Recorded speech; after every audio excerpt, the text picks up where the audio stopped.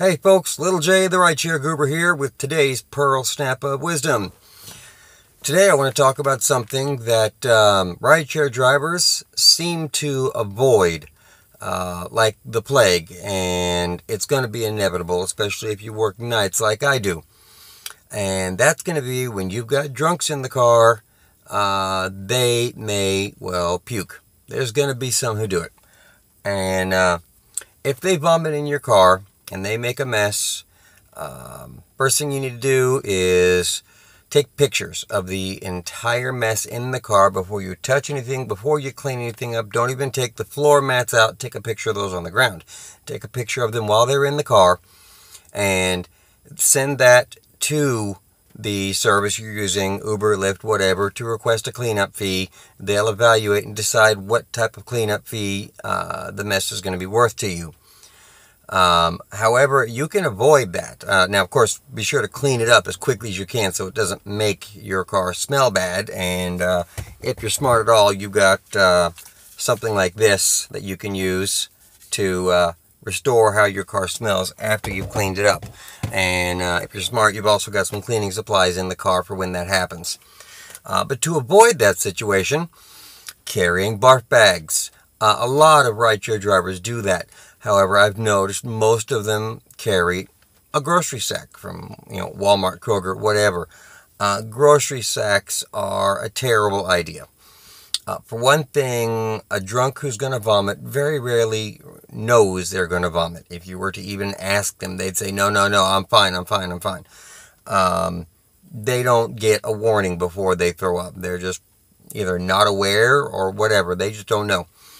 And second of all, a plastic grocery sack is really hard for them, somebody who's intoxicated, to hold it correctly and get the open side up and get it open and actually throw up in the bag.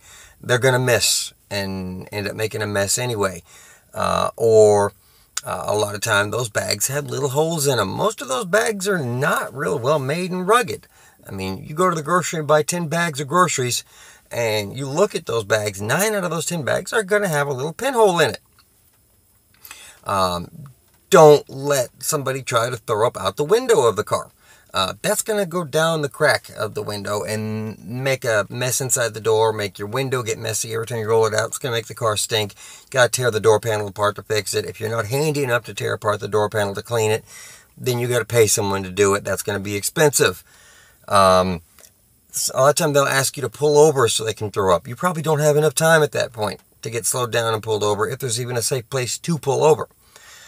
What you need to do is go to a local medical supply store, go to Amazon, something like that, medical supply website, and get these types of vomit bags.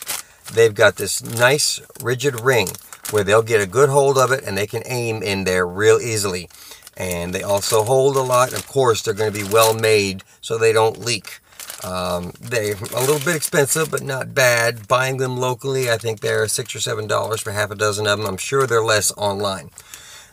These will save you a lot of heartache. And also, having this for someone to vomit into will probably get you a healthy tip. Because if they've got any brains at all, they're going to know that you saved them an expensive cleanup fee, which can run upwards of $180, $200. So that's about all I've got on that one for you today. Keep these bags handy for when you're driving drunks, because you're going to be getting them, even if you don't work nights.